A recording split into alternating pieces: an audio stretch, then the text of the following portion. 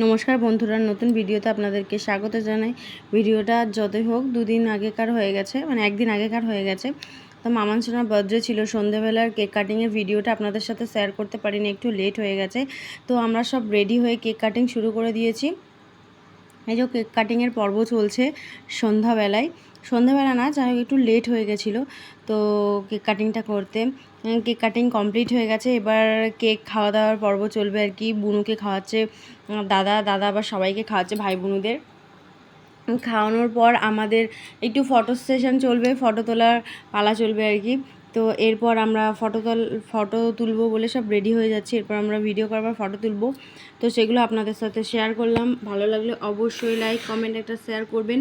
আর অবশ্যই ছোট্ট আমাদের মামান সোনাকে একটু আশীর্বাদ করবেন, যেন আমাদের যতগুলো পুচকে আছে সবাইকে আশীর্বাদ করবেন, যেন খুব ভালোভাবে তাড়াতাড়ি বড় হতে পারে আর খুব ভালো হয়।